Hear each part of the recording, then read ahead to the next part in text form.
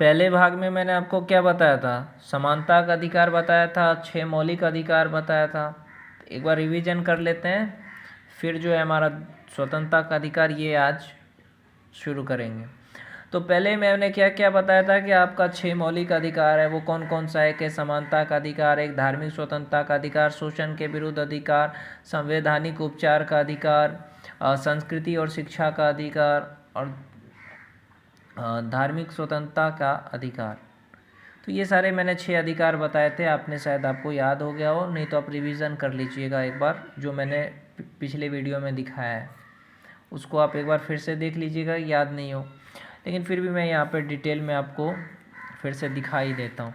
एक था समानता का अधिकार, दूसरा था आपका स्वतंत्रता का अधिकार, तीसरा था शोषण के विरुद्ध अधिकार, धार्मिक स्वतंत्रता का अधिकार, संस्कृति और शिक्षा का अधिकार, संवैधानिक उपचार का अधिकार।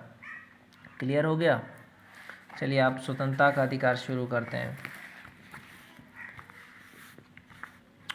जो संविधान जो है ना, उसने क्या कहा है कि हर नागरिक को स्वतंत्रता का समान अधिकार देना है। हर नागरिक अपने विचार की अभिव्यक्ति की स्वतंत्रता है। देखिए, कोई भी कुछ भी बोलने और लिखने की छूट है, जिसका कुछ लोग गलत इस्तेमाल भी कर रहे हैं। कुछ लोग ऐसे प्राणी हैं जो इसका गलत इस्तेमाल करते हैं। बोलने और लिखने की छूट का मतलब है कोई भी जैसे न्यूज़ चैनल है वो कुछ भी बोल सकता है या कुछ भी लिख सकता है। इसका मतलब ये नहीं कि आप कुछ भी लिख दो, उस पर भी कुछ पाबंदियां हैं, ये भी याद रखिएगा। किसी की आम सभा की जा सकती है, आप अपने मित्रों के साथ ये 4-5 लोग बैठ के नेतागिरी कर सकते हैं, ये स्वतंत्रता का अधिकार आपको दिया गया है।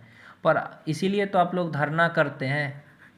ये जो धरना वगैरह क्यों करते हैं, वो कौन से अधिकार के अंतर्गत आता है? स्वतंत्रता का अधिकार के अंतर्गत आता है कि कोई भी कहीं पे भी बैठ के धरना करे, कुछ भी करे, ये स्वतंत्रता का अधिकार दिया है, जिसका गलत इस्तेमाल भी कुछ लोग कर रहे हैं अभी हाल के राजनीति में।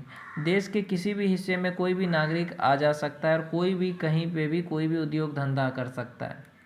तो स्वतंत्रता का अधिकार में ये कहा जाता है कि देश में जो कोई भी कहीं पे भी जा सकता है। आप अगर बिहार से हैं ना, तो आप यूपी भी जा सकते हैं और यूपी में जाके कोई भी काम धंधा शुरू कर सकते हैं। ये क्यों कर सकते हैं? क्योंकि ये कौन सा अधिकार आपको दिया गया है? स्वतंत्रता का अधिकार दिया गया है। पहले कश्मीर में लोग नहीं जा सकते थे, लेकिन अभी वहाँ पे भी आप जाके मकान खरीद सकते हैं, उद्योग धंधा कुछ भी कर सकते हैं। ओके, लेकिन इन स्वतंत्रता में कुछ शर्तें भी हैं, ये भी याद रखिएगा। इसमें कुछ शर्त भी है, रूल और रेगुलेशन है, नहीं तो सब लोग इसका गलत इस्तेमाल ही करने लगता। सरकार ने कहा है स्वतंत्रता का अधिकार में, संविधान में, कि जो संविधान है उसमें क्या है स्वतंत्रता का अधिकार का मतलब कि कोई आम सभा आप कर सकते हो, आम सभा कर सकते हो, लेकिन इसमें आप जातिवाद नहीं कर सकते हो। जैसे फ्रीडम ऑफ स्पीच का मतलब क्या है? बोलने का स्वतंत्रता, कि आप किसी भी जाति के खिलाफ कुछ बोलोगे, दंगा भड़क जाए, ऐसा अधिकार नहीं दिया गया आपको। आम सभा करने की स्वतंत्रता का अर्थ ये नहीं है कि गड़बड़ी पैदा कर दूसरों को नुकसान पहुंचाया जाए। समझ रहे हो? कि जैसे कि अगर आप कोई नेता को देखोगे आजकल जो देख रहे हैं हम लोग, कि कोई मान के चलो मुस्लिम नेता है, वो खड़ा हो गया और बोल रहा है मुस्लिमों को कि हमें अपने जाति के दम पे पूरे हिंदुस्तान को जीतना है, इस्लाम बनाना है। ऐसा कोई नहीं बोल सकता है किसी भी जाति का। ये स्वतंत्रता का अधिकार का गलत इस्तेमाल है। इसका रूल ये है कि उस इंसान पे कार्रवाई की जाए। फ्रीडम ऑफ स्पीच का मतलब आप कुछ भी बोल लो ऐसा नहीं है, उसमें भी रूल है कि आप क्या बोल सकते हो, क्या नहीं बोल सकते हो। शांतिपूर्ण होना चाहिए। अगर आप कोई भी सभा कर रहे हो तो शांतिपूर्ण होना चाहिए, उसमें किसी भी तरह का गड़बड़ी नहीं होना चाहिए जिससे दूसरों को नुकसान पहुँचे। दूसरों के खिलाफ यूँ ही मन में जो आए नहीं बोलना चाहिए। आपको बोलने का स्वतंत्रता दिया गया है तो अब कुछ भी तो नहीं बोलिएगा। दूसरों की स्वतंत्रता का सम्मान करना चाहिए आपको, अपने अधिकार का दुरुपयोग नहीं करना चाहिए। स्वतंत्रता का अधिकार का मतलब ये होता है। जब तक किसी व्यक्ति के बारे में ये प्रमाणित ना हो जाए कि उसने कानून विशेष का उल्लंघन किया है, तब तक उसे ना पकड़ा जा सकता है और ना ही सज़ा दी जा सकती है। एक बात याद रखिएगा कि आपको ये चीज़ बहुत ज़्यादा ज़रूरी है, जो स्वतंत्रता का अधिकार है कि अगर आपने कोई गलत काम नहीं किया है तो आपको पुलिस नहीं पकड़ सकती है, जब तक कि पुलिस के पास प्रूफ नहीं होता। प्रूफ यानी जब तक सबूत नहीं होता तब तक वो आपको पकड़ नहीं सकता है। ये आपका अधिकार है और ना ही आपको कोई सज़ा दे सकता है, क्योंकि प्रूफ होगा तभी वो आपको पकड़ सकता है। मुकदमा चलने पे यदि वह दोषी पाया जाए तभी उसे सज़ा दी जाए। समझ गए कि अगर किसी पे कोई मुकदमा लगा दिया गया कि हाँ ये आदमी फलाना आदमी है ना चोर है, उसने उसका सबूत भी मिल गया, तब उसके ऊपर मुकदमा होगा, क्योंकि सबूत है, नहीं तो नहीं हो सकता है। और एक चीज़ क्या है कि एक ही अपराध के लिए किसी को अधिक सज़ा नहीं दी जा सकती है। अगर किसी ने एक बार चोरी किया तो उसको एक ही बार सज़ा मिलेगा। ऐसा नहीं कि अब उसको चोरी का सज़ा मिल गया, वो निकल गया, फिर उसको उसका सज़ा मिलेगा, ऐसा नहीं है। यदि किसी पर मुकदमा चलाया जाए तो उसे किसी अपराध के लिए सज़ा दी गई तो उस अपराध के लिए उसे दोबारा सज़ा आप नहीं दे सकते हो। समझ में आया कि अगर आपने कोई गलत काम किया है तो आपको एक ही बार सज़ा मिलेगा, ऐसा नहीं है कि बार बार उसी अपराध के लिए आपको सज़ा मिले। तो ये है आपका स्वतंत्रता का अधिकार जो हर नागरिक को पता होना चाहिए। पहले के जो वीडियो में मैंने आपको बताया था उसमें 6 मौलिक अधिकार बताए। 6 मौलिक अधिकार में समानता का अधिकार ये बताया कि आप चाहे किसी भी भाषा से हो, लिंग से हो, जाति से हो, आपको मतलब समानता का अधिकार है, आपके साथ भेदभाव नहीं किया जाएगा। जिसमें एक चीज़ और था, अपवाद जो आरक्षण वगैरह था वो विशिष्ट जाति के लिए, अनुसूचित जाति के लिए था, वो एक अपवाद रहेगा हमेशा के लिए। और संविधान के अनुसार मैंने कहा था कि छुआछूत एक अपराध है। अगर आप किसी अनुसूचित जाति को नीचा दिखाते हैं, बदतमीजी करते हैं तो 6 महीने का जेल और जुर्माना आपको हो सकता है। तो ये आपका था समानता का अधिकार। अभी मैंने आपको बताया स्वतंत्रता का अधिकार। स्वतंत्रता का अधिकार में आपको क्या बताया मैंने कि बोलने की आज़ादी है, आपको लिखने की आज़ादी है। इसका मतलब कुछ इसका रूल और रेगुलेशन है, जिसमें आप ये नहीं है कि आप कुछ भी बोल लीजिएगा, कुछ भी लिख दीजिएगा, उसका भी रूल है। कानून के विरुद्ध आप नहीं काम कुछ कर सकते हैं। और आप पे अगर मुकदमा होता है तो आपको सबूत होगा तभी आपको पुलिस पकड़ सकता है, नहीं तो नहीं पकड़ सकता है। और दूसरा चीज़ ये भी है कि आप अगर आम सभा कर रहे हैं ना तो आप शांतिपूर्ण करेंगे, उसमें मारपीट नहीं करेंगे, दंगा फसाद नहीं करेंगे, ये रूल है। जो अब तीसरा अधिकार मैं आपको बताने जा रहा हूँ वो कौन सा है, वो है आपका शोषण के विरुद्ध अधिकार। शोषण के विरुद्ध अधिकार जो है ये तीसरा अधिकार है आपका। गरीब व्यक्ति को असहाय बना देती है, ऐसी परिस्थिति में कुछ लोग उनका फ़ायदा उठाते हैं। हमेशा याद रखिएगा कि गरीब लोगों का लोग फ़ायदा उठाते हैं। तो जो गरीब लोग हैं उनका फ़ायदा अगर कोई ना उठाए, इसलिए संविधान में शोषण के विरुद्ध अधिकार को दिया गया है कि बेगार लेने पे प्रतिबंध लगाया गया। किसी मजदूर को बिना उचित पारिश्रमिक दिए काम के लिए बाध्य नहीं किया जा सकता है।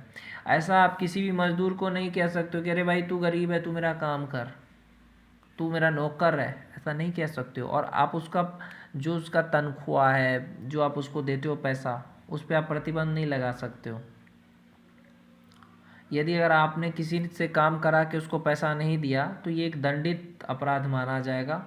ये आप हमेशा याद रखिएगा कि कोई मजदूर आपके यहाँ काम कर रहा है, आप उसको पैसा नहीं दोगे तो कानून में जाकर आपका शिकायत कर सकता है, क्योंकि उसका वो अधिकार है। शोषण के विरुद्ध अधिकार में ये चीज़ आता है। और एक चीज़ आता है इसमें कि 14 वर्ष से कम आयु के जो बच्चे हैं उसको किसी भी कारखाने में आप काम पे नहीं लगा सकते हो। ये शोषण के विरुद्ध अधिकार है कि जो 14 वर्ष से कम आयु के बच्चे हैं वो कोई भी काम ना करे, उस पढ़ाई करें। अगर उसके माँ बाप भी इस तरह की चीज़ें कर दें तो उन पर भी कार्रवाई की जा सकती है। तो आपके नज़दीक में अगर इस तरह की चीज़ें दिखाई दे कि 14 वर्ष से कम उम्र के बच्चा कोई काम कर रहा है दुकान पे या उस पर, तो कार्रवाई कीजिए, क्योंकि उसको अभी शिक्षा का अधिकार है पूरा। तो उससे काम थोड़ी होगा, कारखाना में कैसे काम करेगा, बच्चा है अभी वो। उन बच्चों का क्या हो रहा है, कामों के लिए शोषण किया जाता है। और सरकार और हमारा कर्तव्य है कि ये देखें कि 14 वर्ष से कम उम्र के बच्चों का इस तरह से शोषण नहीं किया जाए। बच्चे देश का भविष्य है, अतः किसी भी दशा में दुरुपयोग प्रतिबंधित है। तो बच्चा जो है देश का भविष्य है। अगर इस तरह की चीज़ें आपको आसपास दिखाई दे रही है तो आप शिकायत करें नज़दीक के पुलिस स्टेशन में जाके। तो ये आपका है शोषण के विरुद्ध अधिकार। तो अभी मैंने आपको तीन तीन अधिकार बताया। पहला बताया था पहले वीडियो में समानता का अधिकार, दूसरे में बता रहा हूँ स्वतंत्रता का अधिकार और शोषण के विरुद्ध अधिकार। अब मैं आपको बताऊंगा धार्मिक स्वतंत्रता का अधिकार, बहुत ज़रूरी है ये भी।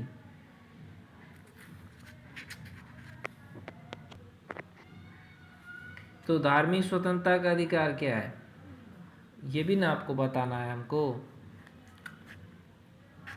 तो भारत कैसा राज्य है? एक धर्मनिरपेक्ष राज्य है।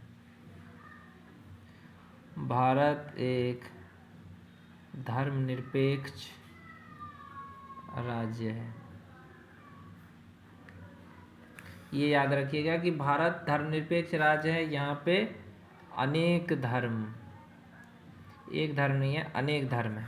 ओके, अतः यह आवश्यक है कि हमारे देश में धार्मिक स्वतंत्रता रहे। प्रत्येक को धर्म पालन करने का, पूजन का, धर्म प्रचार करने का अधिकार है। कानून के सामने सभी धर्म बराबर हैं।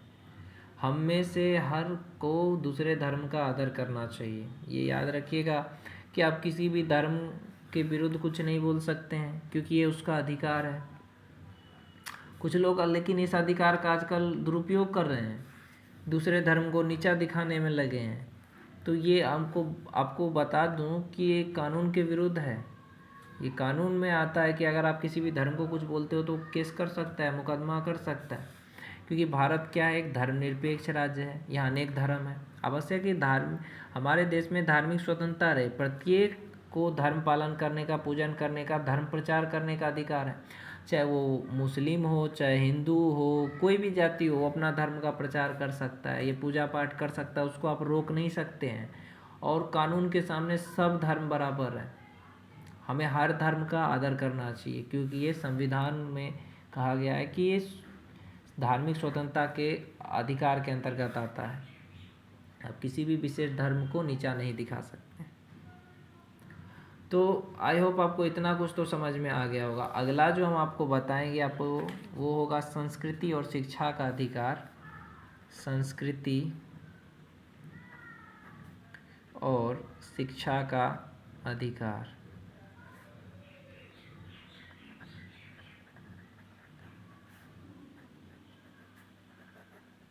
संस्कृति और शिक्षा का अधिकार बताएंगे अगले वीडियो में। और दूसरा बताएंगे संवैधानिक उपचार का अधिकार। तो अरे देखिए करिएगा क्या, लाइक और शेयर करिए, सब्सक्राइब करिए चैनल को। बीपीएससी निकलिएगा तो फिर मिठाई खिलाना पड़ेगा।